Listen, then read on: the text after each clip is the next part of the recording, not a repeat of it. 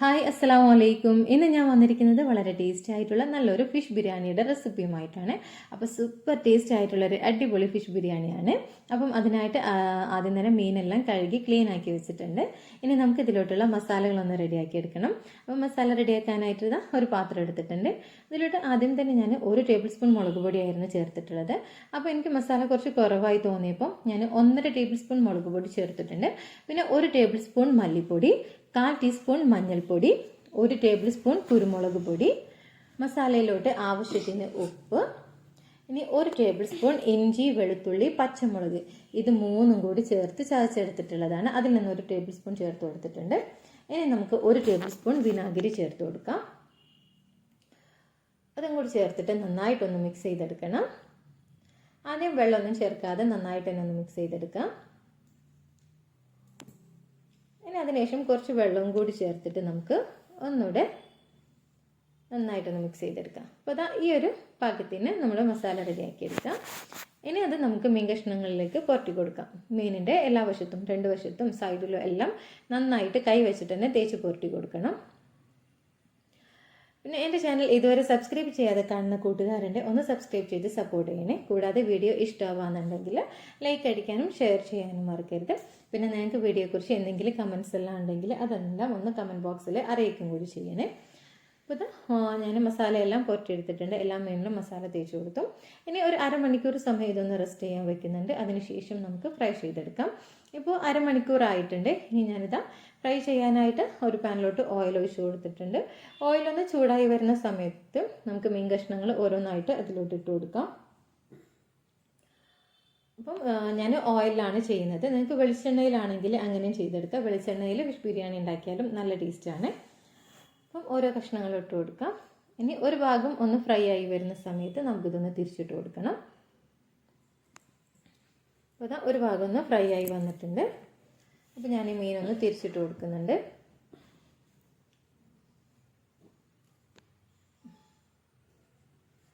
ഇനി 2 വശവും നന്നായി ഒന്ന് ഫ്രൈ ആയി വരുമ്പോൾ നമുക്കിത് പാനിൽ നിന്ന് മാറ്റാം. മീൻ പിന്നെ ഒരുപാട് അങ്ങ് നെരിയിച്ചെടുക്കേണ്ട ആവശ്യമില്ല, ഒരുപാട് നെരിഞ്ഞു പോകരുത്. ഈ ഒരു പാകത്തിന് നമ്മൾ മീൻ റെഡിയാക്കി എടുക്കുക, ഫ്രൈ ചെയ്തെടുക്കുക. ഉണ്ടോ, ഈ ഒരു പാകത്തിന് മതി. ഇതിൽ ആവും നമുക്കിതാ മീൻ പാനിൽ നിന്ന് മാറ്റിയെടുക്കാം. ബാക്കി മീനെല്ലാം ഇതുപോലെ ഈ ഓയിൽ തന്നെ നമ്മളിങ്ങനെ പൊരിച്ചെടുക്കാം. ഓയിൽ പോരായി തോന്നുകയാണെങ്കിൽ നമ്മൾ കുറച്ചുകൂടി ഒഴിച്ച് കൊടുക്കാം. എന്നിട്ട് ഇതുപോലെ നമുക്ക് ഫ്രൈ ചെയ്തെടുക്കാം. ഇനി ഇതേ ഓയിൽ തന്നെയാണ് നമ്മൾ ഇതിലോട്ടുള്ള മസാല വഴറ്റിയെടുക്കുന്നത്, മസാല റെഡിയാക്കുന്നത്. അപ്പം ഇതിൽ ഇത്രയും ഓയിൽ ബാക്കിയുണ്ട്. അപ്പോൾ ഞാനിനി അരിഞ്ഞു വെച്ചിട്ടുള്ള സവാള ചേർത്ത് കൊടുക്കുന്നുണ്ട്. ഞാനിപ്പോൾ ഇവിടെ 4 സവാള നൈസാക്കി കട്ട് ചെയ്തെടുത്തിട്ടുള്ളതാണ്. അതൊന്ന് നമുക്ക് വഴറ്റിയെടുക്കാം. ഇനി ഇതിൽ ഓയിൽ പോരായി തോന്നുകയാണെങ്കിൽ നിങ്ങൾക്ക് കുറച്ചുകൂടി ഓയിൽ ഒഴിച്ച് കൊടുക്കാം കേട്ടോ. ഇനി നമ്മൾ ഈ സവാള ഒന്ന് വഴറ്റിയെടുക്കണം. സവാള വഴന്നു വന്നതിന് ശേഷമാണ് നമ്മൾ ബാക്കിയൊക്കെ ചേർത്ത് കൊടുക്കുന്നത്. അപ്പം ആവശ്യത്തിന് ഉപ്പും കൂടി ചേർത്തിട്ട് നമുക്ക് സവാള ഒന്ന് ആദ്യം വഴറ്റിയെടുക്കാം. ആവശ്യത്തിന് ഉപ്പും കൂടി ചേർത്ത് കൊടുക്കുന്നുണ്ട്. ഉപ്പും കൂടി ചേർത്ത് നന്നായി ഒന്ന് മിക്സ് ചെയ്തു. ഇനി സവാള ഒന്ന് വഴന്ന് വരട്ടെ. അപ്പോൾ ഇതാ സവാള നന്നായി വഴന്ന് വന്നിട്ടുണ്ട്. ഇനി നമുക്കിതിലോട്ട് ഇഞ്ചി, വെളുത്തുള്ളി, പച്ചമുളക്, ഇത് 3ഉം കൂടി ചേർത്ത് ചതച്ചെടുത്തിട്ടുള്ളതാണ്. അതിൽ നിന്നും 2 ടേബിൾ സ്പൂൺ ചേർത്ത് കൊടുക്കുന്നുണ്ട്. അപ്പോൾ ഒരു 1.5 കുടം വെളുത്തുള്ളിയും 2 വലിയ കഷ്ണം ഇഞ്ചിയും 8 പച്ചമുളകും കൂടി ചേർത്ത് ചതച്ചെടുത്തിട്ടുള്ളതാണ്. അപ്പോൾ അത് 3ഉം കൂടി ചതച്ചെടുത്ത് അതിൽ നിന്നാണ് 1 ടേബിൾ സ്പൂൺ നേരത്തെ ഞാൻ മീനിൻ്റെ മസാല റെഡിയാക്കുന്ന സമയത്ത് അതിൽ ചേർത്തിട്ടുണ്ടായിരുന്നത്. ഇനി അതിൽ നിന്ന് 2 ടേബിൾ സ്പൂൺ ഇതിലോട്ട് ചേർത്തു. ഇനി നമ്മളൊരു 3 തക്കാളി എടുത്തിട്ടുണ്ട്. 3 വലിയ തക്കാളിയാണ് എടുത്തിട്ടുള്ളത്. ചെറിയ തക്കാളിയാണെന്നുണ്ടെങ്കിൽ 4 എണ്ണം എടുത്തോളൂ. എൻ്റെ ഇപ്പോൾ അത്യാവശ്യം വലിപ്പമുള്ള തക്കാളി ആയതുകൊണ്ട് ഞാൻ 3 എണ്ണമാണ് എടുത്തിട്ടുള്ളത്. ഇതും കൂടി ചേർത്ത് ഒന്ന് വഴറ്റിയെടുക്കാം. അപ്പോൾ ഇതൊന്ന് അടച്ച് വെച്ച് ഒന്ന് വഴറ്റി കൊടുക്കുന്നുണ്ട്. അപ്പോൾ പെട്ടെന്ന് വഴന്ന് കിട്ടും. അപ്പോൾ അതാ ഒന്ന് വഴന്ന് വന്നിട്ടുണ്ട്. ഇനി നമ്മൾ മുളക് എടുക്കുന്ന സമയത്ത് എപ്പോഴും നമ്മുടെ എരിവിനനുസരിച്ചിട്ട് വേണം കേട്ടോ മുളക് എടുക്കാൻ, അത് ശ്രദ്ധിക്കുക. അപ്പോൾ അതാ ഒരുവിധം വഴന്ന് വന്നിട്ടുണ്ട്. ഇനിയിപ്പോൾ ഞാനതിലോട്ട് ഒരു 1/4 ടേബിൾ സ്പൂണാണ്, 1/4 ടേബിൾ സ്പൂൺ മുളക് പൊടിയും, ഒരു 1/4 ടീസ്പൂൺ മഞ്ഞൾപ്പൊടിയും, പിന്നെ 1 ടേബിൾ സ്പൂൺ മല്ലിപ്പൊടി, 1/2 ടേബിൾ സ്പൂൺ ഗരം മസാലപ്പൊടി, 1 ടേബിൾ സ്പൂൺ കുരുമുളക് പൊടി, ഇതെല്ലാം കൂടി ചേർത്തിട്ട് നമ്മളിതൊന്ന് നന്നായിട്ടൊന്ന് മിക്സ് ചെയ്തെടുക്കുക. മുളക് പൊടി മഞ്ഞൾപ്പൊടിയൊന്നും അധികം ചേർത്ത് കൊടുക്കരുത്. നമ്മുടെ റൈസ് വല്ലാതെ കളറ് മാറിപ്പോവും, ഒരു ചുവപ്പ് കളറും യെല്ലോ കളറൊക്കെ ആയി മാറിപ്പോവും. അപ്പോൾ മുളക് പൊടിയും മഞ്ഞൾപ്പൊടിയും ഒക്കെ വളരെ കുറച്ച് മാത്രം ചേർത്ത് കൊടുത്താൽ മതി. ഒന്നാമത് നമ്മളിത് ഫ്രൈ ചെയ്തിട്ടാണ് ചെയ്യുന്നത്, അതുകൊണ്ട് തന്നെ കുറച്ച് മാത്രം ചേർത്ത് കൊടുക്കാം, അല്ലെങ്കിൽ നമ്മുടെ റൈസിൻ്റെ കളറൊക്കെ ഒരു ബിരിയാണിയുടെ കളറായി കിട്ടില്ല. അപ്പോൾ അത് കുറച്ച് മാത്രം ചേർത്ത് കൊടുക്കാം. ഇനി ഞാനിതിലോട്ട് കുറച്ച് പുതിനയില കുറച്ച് ചേർത്ത് കൊടുക്കുന്നുണ്ട്. പിന്നെ ഒരു കൈപ്പിടി നിറയെ മല്ലിയില ചെറുതായി കട്ട് ചെയ്തതും ചേർത്ത് കൊടുക്കുന്നുണ്ട്. ഇനി ഇതിലോട്ട് ഒരു 1/4 കപ്പ് തൈര് ചേർത്ത് കൊടുക്കുന്നുണ്ട്. എൻ്റെ ഇതിപ്പോൾ പുളി വളരെ കുറഞ്ഞ തൈരാണ്, അതുകൊണ്ടാണ് ഞാൻ 1/4 കപ്പ് ചേർക്കുന്നത്. അപ്പോൾ നിങ്ങൾ തൈര് ചേർക്കുമ്പോൾ പുളിയുള്ള തൈരാണെന്നുണ്ടെങ്കിൽ ഒരു 2-3 ടേബിൾ സ്പൂണോ പുളി നോക്കിയിട്ട് ചേർത്ത് കൊടുക്കാം. അപ്പോൾ തൈര് ചേർക്കുമ്പോൾ എത്രയാണ് പുളി ഉള്ളതെന്നനുസരിച്ച് അനുസരിച്ചിട്ട് ചേർത്ത് കൊടുക്കുക തൈര്. ഇതിപ്പം വളരെ പുളി കുറഞ്ഞിട്ടുള്ളൊരു തൈരാണ് കേട്ടോ, അതുകൊണ്ടാണ് ഞാൻ 1/4 കപ്പ് ചേർത്തത്. ഇനി സമയം നന്നായി മിക്സ് ചെയ്ത് ഉപ്പെല്ലാം പാകത്തിനാണോ പുളിയെല്ലാം പാകത്തിനാണോ എന്ന് നോക്കാം. അപ്പോൾ എൻ്റെ കയ്യിൽ കുറച്ച് ഉപ്പ് പോരായികയുണ്ട്, അപ്പോൾ ഞാൻ കുറച്ചുകൂടെ ഉപ്പൊന്ന് ചേർത്ത് കൊടുക്കുന്നുണ്ട്. ഉപ്പ് ചേർത്ത് മിക്സ് ചെയ്ത് നോക്കിയപ്പോൾ എനിക്ക് കുറച്ച് പുളിയും പോരായിക തോന്നി. അപ്പോൾ ഞാൻ 1 ടേബിൾ സ്പൂണോടെ തൈരും കൂടി ചേർത്ത് കൊടുത്തിട്ടുണ്ട്. ഇതെല്ലാം കൂടി ചേർത്ത് നന്നായിട്ടൊന്ന് മിക്സ് ചെയ്ത് കൊടുത്ത് ഇനി നമ്മളിതൊന്ന് കുറച്ച് സമയം കൂടി ഒന്ന് ഫ്ലെയിം കുറച്ച് വെച്ച് ഒന്ന് വഴറ്റിയെടുക്കണം. അപ്പോൾ ഒന്ന് ഫ്ലെയിം കുറച്ച് വെച്ച് ഇതൊന്ന് അടച്ച് വെച്ചിട്ട് നമുക്കിതൊന്ന് വഴറ്റിയെടുക്കാം. കുറച്ച് സമയം ഒന്ന് അടച്ച് വെച്ച് കൊടുക്കുക. ഒന്ന് വഴന്ന് വിട്ടിട്ടെ. അപ്പോൾ കുറച്ച് സമയം ഒന്ന് വഴറ്റി ഇനി ഞാനിതിലോട്ട് ഇവിടെ സവാള പൊരിച്ച് വെച്ചിട്ടുണ്ടായിരുന്നു. ഉള്ളി ചെറുതായി കട്ട് ചെയ്ത് 3 ഉള്ളി നൈസായി കട്ട് ചെയ്തിട്ട് ഓയിലൊന്ന് പൊരിച്ചെടുത്തിട്ടുള്ളതാണ്. അതിൽ നിന്ന് പകുതി ഞാനിതിലോട്ട് ചേർത്ത് കൊടുക്കുന്നുണ്ട്. പകുതി ഉള്ളി അവിടെ മാറ്റി വെച്ചിട്ടുണ്ട്. നമ്മൾ ബിരിയാണി ദം ചെയ്യുന്ന സമയത്ത് ചേർക്കാൻ വേണ്ടി പകുതി മാറ്റി വെച്ചിട്ടുണ്ട്. അതിൽ നിന്നും പകുതി മാത്രമാണ് ഞാനിപ്പോൾ ഇതിലോട്ട് ചേർത്ത് കൊടുക്കുന്നത്.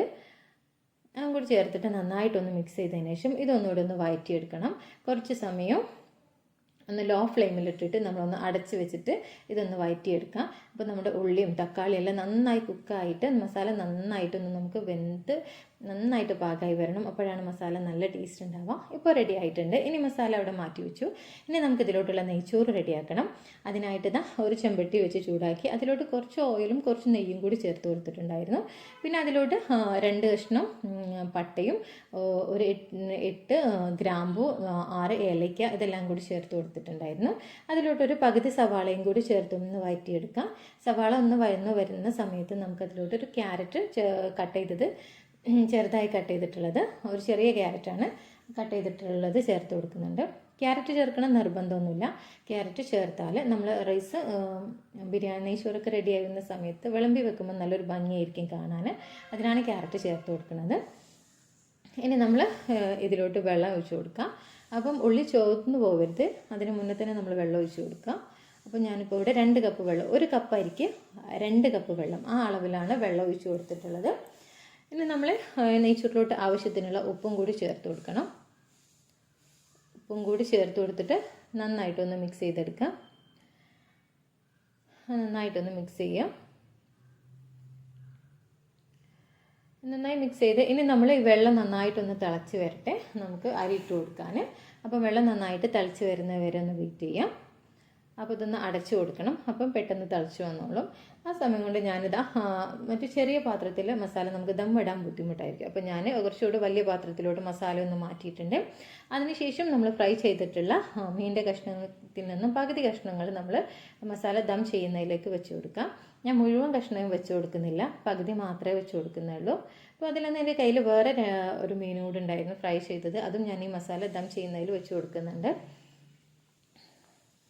എന്നിട്ട് നമ്മൾ ഈ സൈഡിലൊക്കെ വരുന്ന മസാലകളുണ്ടല്ലോ അതെല്ലാം ഈ മീനിൻ്റെ മുകളിലോട്ടായിട്ടൊന്ന് ഇട്ട് കൊടുക്കാം. അപ്പോൾ മീൻ നമ്മൾ ദമ്മിലിടുമ്പോൾ ശ്രദ്ധിക്കാം, മീൻ ഉടഞ്ഞു പോകരുത്, അത് പ്രത്യേകം ശ്രദ്ധിക്കാം.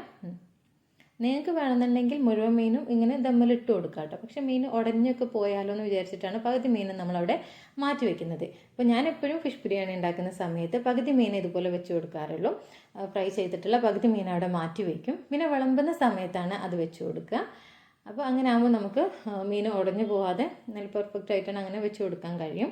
അപ്പം പകുതി മീൻ മാത്രം ഇപ്പോൾ ഇതുപോലെ ഒന്ന് വെച്ച് കൊടുക്കാം. എന്നിട്ട് അതിൻ്റെ സൈഡിലുള്ള മസാലകളൊക്കെ ഒന്ന് അതിൻ്റെ മുകളിലോട്ട് മാറ്റി കൊടുക്കുന്നുണ്ട്. ഇനി ഇതവിടെ മാറ്റി വയ്ക്കാം. ഇനിയിപ്പോൾ ഞാനിതാ നമ്മൾ ദം ചെയ്യുന്ന സമയത്തേക്ക് വേണ്ടിയിട്ട് കുറച്ച് ഉള്ളി പൊരിച്ചതും പിന്നെ മല്ലിയില ചെറുതായി കട്ട് ചെയ്തത്, ക്യാരറ്റ് ഗ്രേറ്റ് ചെയ്തത്, പിന്നെ കുറച്ച് കാഷ്യൂം കിസ്മിസും കൂടി എടുത്തിട്ടുള്ളതാണ്. ഇനി അതിലോട്ട് ഒരു 1/2 ടേബിൾ സ്പൂൺ ഗരം മസാലപ്പൊടിയും കൂടി ചേർത്ത് കൊടുക്കുന്നുണ്ട്. ഇതെല്ലാം കൂടി ചേർത്ത് നന്നായിട്ടൊന്ന് മിക്സ് ചെയ്തെടുക്കാം. നല്ല നെയ്യ് ഉണ്ടെന്ന് വെച്ചാൽ 1 ടേബിൾ സ്പൂൺ നല്ല നെയ്യും കൂടി ചേർത്ത് കൊടുക്കാം. എന്നിട്ട് ഇതെല്ലാം കൂടെ നന്നായിട്ടൊന്ന് മിക്സ് ചെയ്യാം. ഇത് നമുക്ക് ബിരിയാണി ദം ചെയ്യുന്ന സമയത്ത് ചേർത്ത് കൊടുക്കാൻ വേണ്ടിയിട്ടാണ് കേട്ടോ.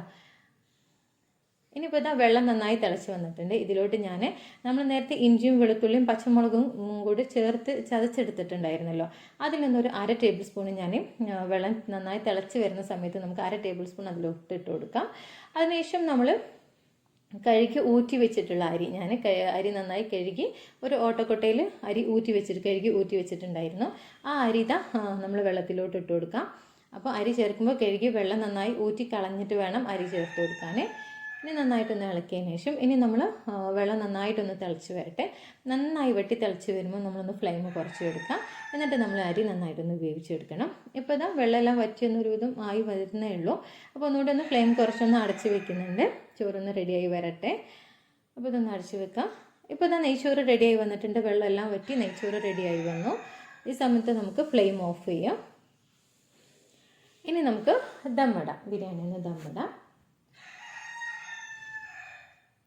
ഇനി ഇതാ ഇതിന് മുകളിലോട്ടായിട്ട് ഒരു ചെറിയ കഷ്ണം വാഴയില വെച്ച് കൊടുക്കുന്നുണ്ട്. വാഴയില വെക്കണം നിർബന്ധമൊന്നുമില്ല കേട്ടോ. പക്ഷെ നമ്മൾ വാഴയില വെച്ച് കൊടുക്കുകയാണെങ്കിൽ മീൻ ബിരിയാണിക്ക് നമ്മുടെ മീൻ ഉടയാതെ നമുക്ക് ചോറ് വേർതിരിച്ചെടുക്കാൻ കഴിയും. അതിനുള്ള ഒരു എളുപ്പത്തിന് വേണ്ടിയിട്ടാണ് വാഴയില വെച്ച് കൊടുക്കുന്നത്. അപ്പോൾ ഇതാ വാഴയില വെക്കുമ്പോൾ ഇതുപോലെ സൈഡ് ഒന്ന് കൈ വെച്ചൊന്ന് കീറി കൊടുക്കുന്നുണ്ട്. അതിനുശേഷമാണ് ഇല വെച്ചിട്ടുള്ളത്. അങ്ങനെ ആകുമ്പോൾ മീൻ ഉടയാതെ തന്നെ നമുക്ക് ചോറ് വേർതിരിച്ചെടുക്കാൻ ഒരു എളുപ്പമായിരിക്കും. അതിന് വേണ്ടിയിട്ടാണ് കേട്ടോ ഇല വെച്ച് കൊടുക്കുന്നത്. ഇനി ഞാനിതാ ഫസ്റ്റ് ലെയർ ചോറിട്ട് കൊടുക്കുന്നുണ്ട്. നമ്മളിതുപോലെ ചെമ്മീൻ ബിരിയാണി വെക്കുന്ന സമയത്തും ഇതുപോലെ ഇല വെച്ച് കൊടുത്താൽ എളുപ്പമാണ് കേട്ടോ ചോറ് വേർതിരിച്ചെടുക്കാൻ. ചിക്കനും ബീഫൊന്നും വെക്കുന്ന സമയത്ത് ഞാൻ അങ്ങനെ ഇല വെച്ച് കൊടുക്കാറില്ല.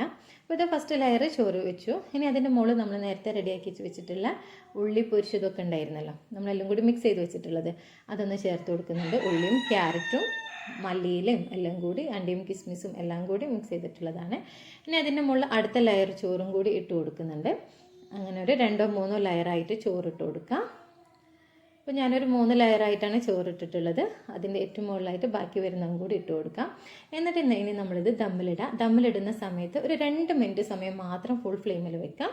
അതിനുശേഷം നമ്മളൊരു 10 മിനിറ്റ് സമയം ലോ ഫ്ലെയിമിലിട്ടിട്ട് വേണം വയ്ക്കാൻ. വെറും 10 മിനിറ്റ് സമയം ലോ ഫ്ലെയിമിൽ വെച്ചാൽ മതി. അടി കരിഞ്ഞു പോകരുത്, അത് പ്രത്യേകം ശ്രദ്ധിക്കാം. അപ്പോൾ ഫുൾ ഫ്ലെയിമിൽ ഒരു 2 മിനിറ്റും ഒരു 10 മിനിറ്റ് സമയം ലോ ഫ്ലെയിമിൽ ഇട്ട് കഴിഞ്ഞാൽ നമ്മുടെ ബിരിയാണി റെഡിയായി കഴിഞ്ഞു. ഇപ്പോൾ ഇത് സൂപ്പർ ടേസ്റ്റി ആയിട്ടുള്ള അടിപൊളി ബിരിയാണിയാണ്. നല്ല പെർഫെക്റ്റ് ആയിട്ടുള്ള നല്ല കളറിലാണ്, റൈസൊക്കെ നല്ല കളറിൽ തന്നെ വന്നിട്ടുണ്ട്. അപ്പം നമ്മുടെ സൂപ്പർ ടേസ്റ്റി ആയിട്ടുള്ള ബിരിയാണി റെഡിയായി കഴിഞ്ഞു. ഇത്രയേ ഉള്ളൂ ഇന്നത്തെ വീഡിയോ. എല്ലാവർക്കും ഇഷ്ടമായെന്ന് വിചാരിക്കുന്നു. പുതിയൊരു വീഡിയോയുമായിട്ട് വീണ്ടും കാണാം. ഓക്കെ, അസ്സലാമു അലൈക്കും.